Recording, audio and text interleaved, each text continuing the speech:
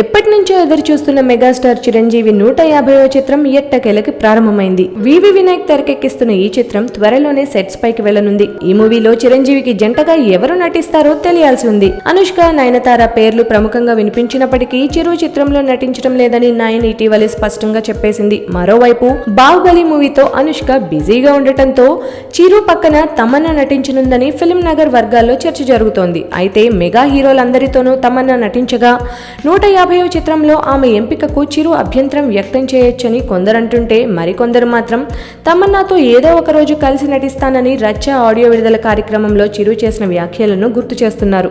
ఏదేమైనా చిరంజీవితో ఎవరు నటించనున్నారు అన్న విషయాన్ని ఇంకా డైరెక్టర్, నిర్మాతలు వెల్లడించాల్సి ఉంది. సిలకో